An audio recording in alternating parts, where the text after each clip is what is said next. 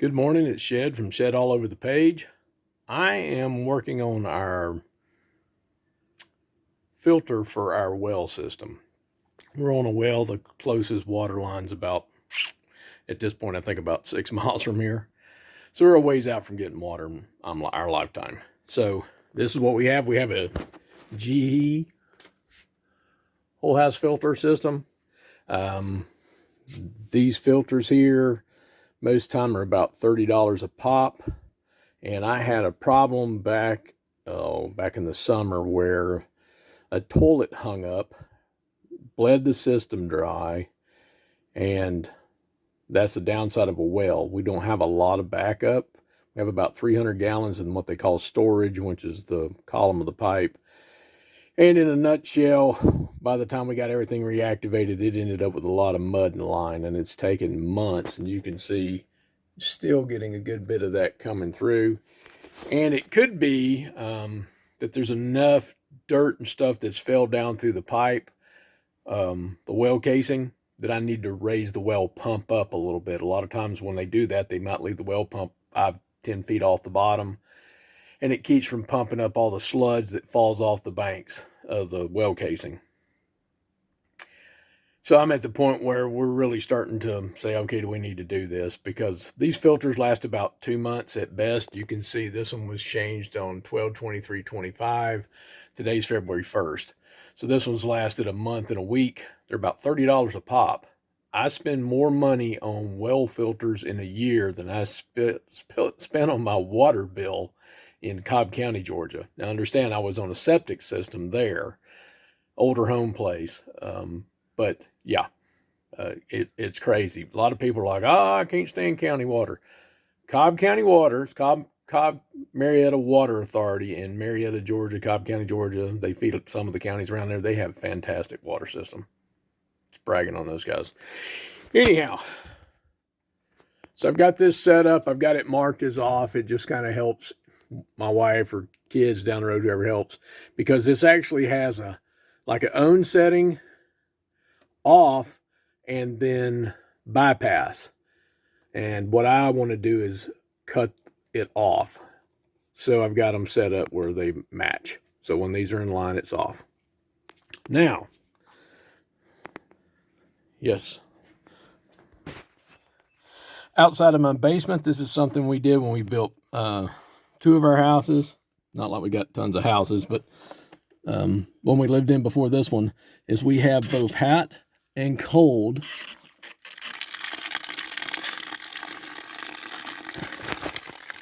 hot and cold outside spigots, so that if you wanted to hook up like a wash basin or something out here, you could.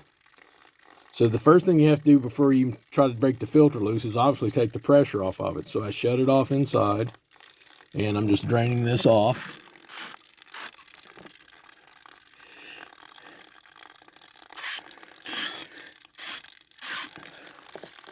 That's the hot side. And what will happen if you give it in a loop, it'll kind of loop around and really drain itself off.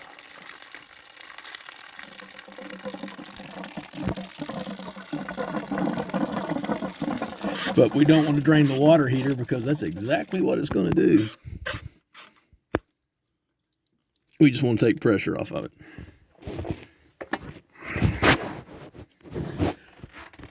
FYI, this is retaining walls. You can kind of see a color difference there, and we've just added about 34 feet of retaining wall because the banks kept sloughing off and making a mess. All right, what I'm gonna do next is use a bucket to catch what comes out of the filter. That's the little wrench that comes with it. So break that loose. Slide it under. I just kind of pin it with my gut up here to be blunt.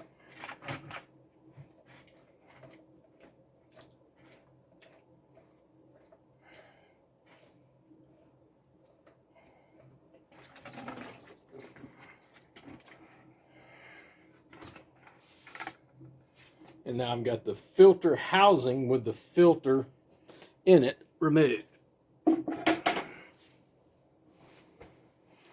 I want to show this.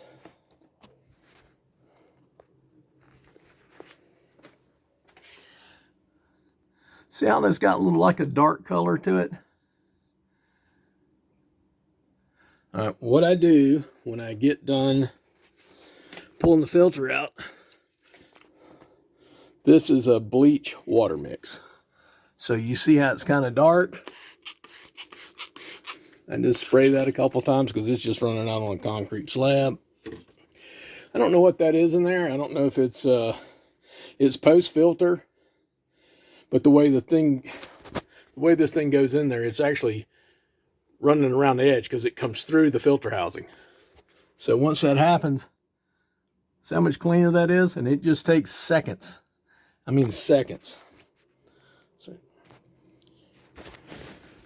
I take paper towel, and what I do is, after I let that sit for just a little bit, I'll go back in there with light, then just clean it up.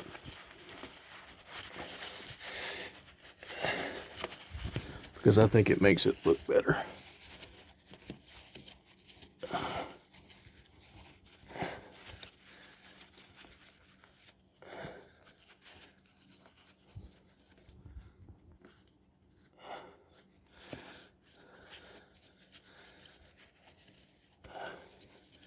What these need, in my opinion, GE, if you're listening, is a backwash.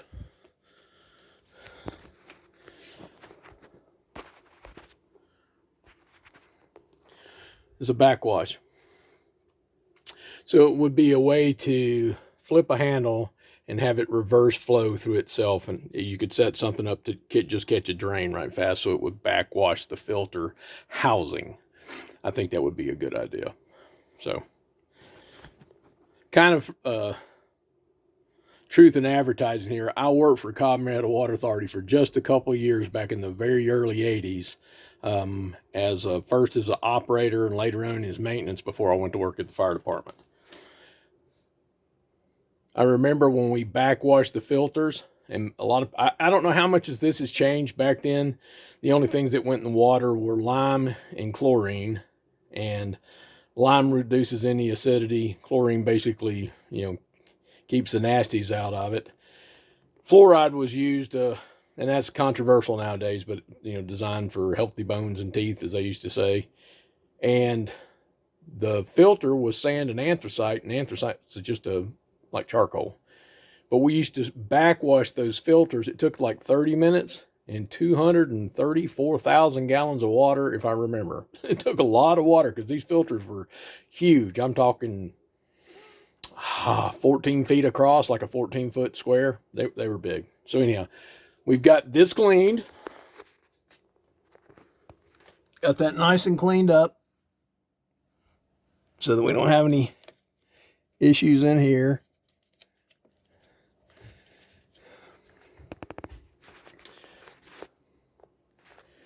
And what I'll do is, because this system is shut down, but the well pressure tank's actually in my shop. And it's one of these things we were kind of thinking way down the road is how to work some things out here. And this is why I'll just kind of go into this right fast. This pipe stubbed out right there. Where's that thing? Don't you love it when stuff don't want to focus? So anyhow, this pipe stubbed out so that I can put the pressure tank down here at some point. But the odd part is my power for my well system runs from my shop. I have two different meter bases, fire department meter bases. That's where my power comes in. I have two different meter bases. One feeds my shop, it's 200 amp. One feeds the house, it's 200 amp. Because we built the shop first, lived in a camper for a couple of years while we were building the house. But thinking down the road, I ended up working, my HVAC guy was fantastic. We kind of did several things. I'll get into that in another video. But what we ended up doing is, you see that cable there? All right, right now that cable, which is being used for data. So it runs off of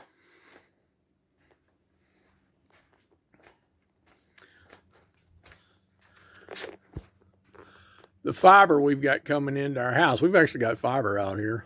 So it runs off the fiber coming into our house. I've got a leg that comes off of that, and it goes out to my shop so that I can have internet in my shop. Because this day and age, looking up torque specs, all the stuff on newer cars, it's nice to have internet access. I have no cell phone reception out there. As soon as I step in the shop, there's nothing. Anywhere sort of around our house, you might get a bar. It's just really kind of tough to get out. So for the now, I've got that run out as the, for my internet. Now, where it gets interesting is this. That's just Cat 5 wire. So down the road, if I needed to, the plan is your HVAC unit outside, your big air compressor that cools your home, outside compressor, that's a 220 unit, but it's told to turn on and off by low voltage, like 24 volt. So what we've rigged up for down the road, because understand my shop has a room in it that's heated to keep any of that water system out there for freezing. But if down the road I realize that something's going to happen to me, I'm going to get older, we've got it set up so that what we'll end up doing is we'll take that Cat 5 loose. From there, we'll set the pressure tank down in the floor, and we'll rig it up so that low voltage is sent out to the shop to the power system to tell high voltage to come on. And that's how we're going to be able to not heat that room, because I can isolate the water out there to valve, drain that system down, and then just move the pressure tank into here. Now the pressure tank's in a place that's heated all the time, because it's highly unlikely my wife's going to use the shop if something happens to me. But I'm limited on power here. My panel's pretty full. I could probably fish another wire in, a smaller wire if I wanted to, instead of sub panel. Don't really need to. But by this setup, I take the Cat 5 loose, hook it up to a relay here that relays from the pressure tank, which would be moved from the shop to here. And all it does is close a circuit. And when it closes the circuit there, it closes a circuit out there that turns on high voltage. So you got low voltage that turns off at the house, and out at my shop, it would lock down high voltage, which would turn on 220, it's 20 amp service coming from a different meter base. And that way the well would come on and off. That was our workaround. So pretty good idea. Your HVAC guys can be your friend. We'll get into another video on some other little goofy stuff that we did to make our house a little bit on the bulletproof side. So what I'm going to do now is I'm going to take the filter out to my shop, because I've got water out there separate from here, and I'll clean it, wipe it out good, and then come back here and put the filter back in. Okay, so this is my shop sink setup. Let's see if I can back up a little bit here. This is my shop sink setup. It's also my egg washing station. Forever we go down, get our chicken eggs once you're just outside the door out here. We get the eggs and turn around and have to bring them to the house, wash them, take them to the basement. And luckily I found that going down the road.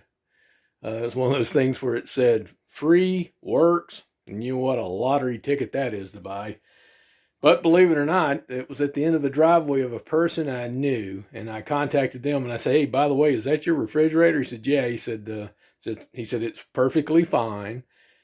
He said, "It's just got one of the plastic trays inside was broken. It was in a rental unit." So brought it back here, took the back off, cleaned the fan up, and cleaned all the lint and dust out, sprayed everything down inside. And that's where we keep our egg storage. So I've got really productive hens. They've not quit laying at all. I've said this before. This is a little off the filter thing, but I've got 24 laying hens, and for the majority of the time we've been getting 23 out of 24 every single day, and sometimes 24. The last couple of weeks with the colder weather it's been here, I'm still getting above 20. So most of the time I get 20 to 22. Don't get 23 real often, but very productive. So anyhow, excuse the shop. It's a mess. I'm old. My wife put this up here. It'll kind of put it into perspective. And it's a Charlie Brown. It says, I hear Grandpa just retired. What does he do all day? Oh, he keeps busy. He spends the day looking for things he's misplaced. That is me. So anyhow, here's our pressure tank for the well. Let me back out here a little bit. So there's the pressure tank. Some of you are going, what the crap's a pressure tank? This is the way it works. If you don't have a pressure tank, every time you turn on the water, the well would have to run. It would have to run every single time the well pump would. So the way a pressure tank works is, and this one's set. I'll show you how mine's set. See that gauge? Focus, kiddo. There we go. Mine is a 40 to 60 range. That's the way I've got it set. You set it up in here, up in this housing. And that's also where the contacts are to tell the well pump to turn on right here. And the way it works is, inside this tank is a big bladder. Think of it like a big balloon. And when the well comes on, water is basically non-compressible, less than 1% at 30,000 psi. So water doesn't compress. It's going to expand something out. So when this drops down to 40, and you're going, well, how the heck's that thing knowing it's 40 there? Because it's based on some spring pressure that's up here. There's springs in here that you set for upper and lower limits. I guess the best way to describe it. And the pressure kind of correlates to the spring tension. So mine are set at 40 and 60. So as this pump goes, or this needle goes down, when it hits 40, it'll activate the pump. The pump will come on, because what happens when it gets down to 40, the spring is stronger, so it kicks in, closes the contact, makes the well pump come on, and that makes it go up, go up, go up, and go up, and go up till it hits 60, and at that point, the water pressure overrides the spring, and it turns off. Or it compresses at the point it turns it off. Yep, I think that's the way I'm getting it right. I might have a little wrong there. So, and after that, from 60 to 40 psi, the bladder, because understand, you got to think of it like this. What happens when you let air out of a balloon? All right, it's the same thing. This is basically like a big balloon, but it's full of water. So that water doesn't compress, but the bladder's pushing against the water. As that bleeds down, with the well pump turned off, it pushes water throughout the system. That's why you can have it anywhere in the system. It's over here in my shop. Most people, it's in their homes. So that presses out to the system until it gets down to about 40 pounds, and it kicks back on. And it works well. And a lot of people are like, that's a lot of pressure. Nah, I mean, it's really not. There's some people around here, they run their wells so slack, you have to kind of dance around a shower to get wet. But that's how ours is set up. Down the road, we were talking about what I'll do is the Cat 5 that comes in and goes currently, that comes in here, it goes to my internet. We'll just disconnect it. It'll take them. That's one of my Cat 5 or internet connections right there. I've got another one that goes up into the ceiling of the shop that runs a Wi-Fi. And what we'll do down the road is I'll just disconnect that, pull the Cat 5 out, and I'll reroute it that it goes over here. And then we'll take see if I have hold it. And then what we'll do is we'll run the Cat 5, because understand now, this will be this entire assembly, if I move it to the shop, this goes with it. So this is high voltage right now coming in here, closing contacts out. So what I'll do is I'll just pull the wiring out here. We'll move it into our shop, we'll move the pressure tank over there. So the high voltage stays out here. So I'll have to reroute this a little bit. The tank goes over, and those contacts still work the same. As soon as the pressure comes up, pump turns off. As pressure comes down, pump comes on. And what it does, I should say, in my house, what it will do, as pressure comes up, it turns off the contacts. And when pressure goes down below 40, it'll turn on the contacts. And what it'll do is it'll send a signal out. Well, the signal will be, in a nutshell, just closing a circuit. And when the circuit closes, it's all that thing knows is the circuit closed. And whether we'll have to get a little something to boost the power coming out here, it'll be because I don't know how much of resistance is having an effect on that. But the way it works is you put the contacts over here, and this is what will open and close the high power. So you got low voltage coming in that closes high voltage. That's kind of the plan. I know I got in the weeds there for a long time. So out here, same thing. Brought my tank or my filter housing out. I keep a bottle of bleach down here, a pump spray, and you can see kind of the debris that came out of this. But I've already sprayed that with bleach.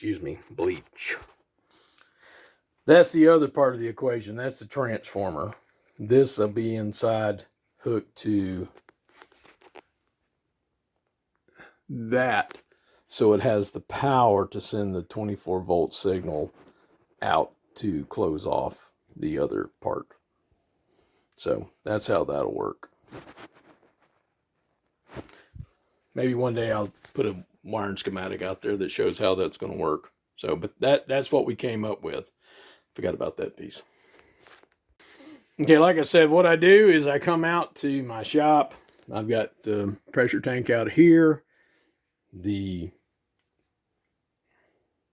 filter housing. I just spray it. I keep bleach down here too for different activities. So I just pour it out, bleach it, wipe it out good so it's nice and clean. Because to me, it gets like a little slimy in there because this water's untreated. I mean, that's just facts of life. It's untreated water, and it's coming out of the ground. So, yeah, I have what's called crawdad holes, they call them, and it's like you can go out around near the well, and you can see these holes coming out of the ground, and it's literally from crawdads. And so there's somewhere that water table is trapped all in the rocks that are around our well casing. So, crawdads poop, I'm assuming. So, that's the purpose of the filter. Now, we've had it checked, for the different types of stuff that can make you sick, and everything's always came out good on the well. But that's kind of facts of life. Okay, this is the whole house filters that we're using.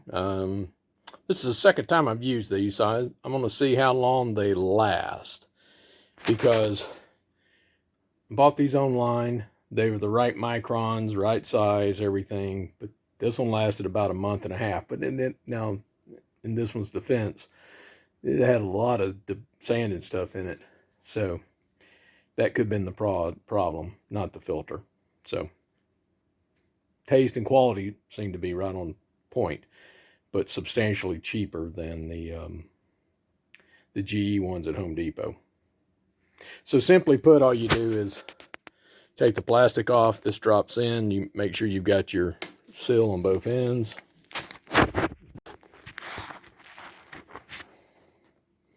This is fairly simple. Goes into the hole. As the camera tries to fall out on me. So my wife chose this as the appropriate time to vacuum. This just screws in.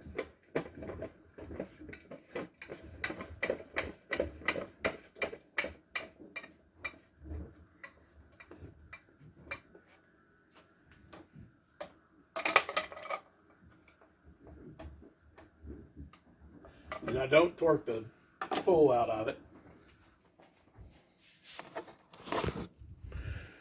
And then what I got to do, turn this on. Not real hard. Water comes in. And the filter will turn black. Well, at least the other ones do.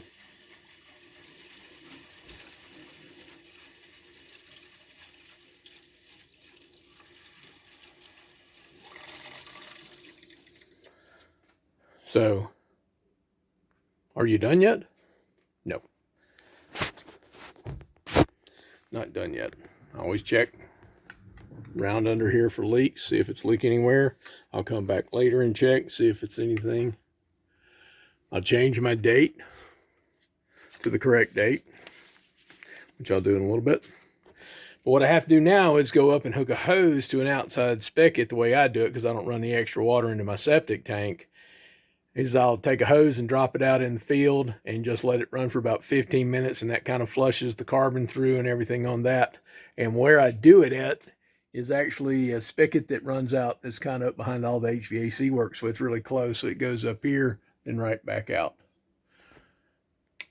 So I'll go set that up, and that'll be it for the video. So it's not that much to it. The little O-ring that's in top of it, isn't a little O-ring, it's about that big. Because it's that type of thing, they say food safe grease. I've been putting a little Crisco on it. Doesn't seem to cause any problems with it. But that will kind of depend on the makeup of the material. But we keep an extra seal here. And the filters, when we can get them on sale, we buy them in bulk. We do. We'll buy 10 of them or something. And you figure every 2 months. Right, so you're going through 6 a year. That's a big thing that people don't understand about municipal water supplies. That it cracks me up. People go out there and pay, $1 and something for a bottle of water at a convenience store. A lot of places you don't pay $1 for 1,000 gallons. I mean, it's just, excuse me, that's wrong. You probably may pay what, $8 for 1,000 gallons or something treated. I'm not sure, somewhere in that range. But that's it. Shed off the page. Have a great day.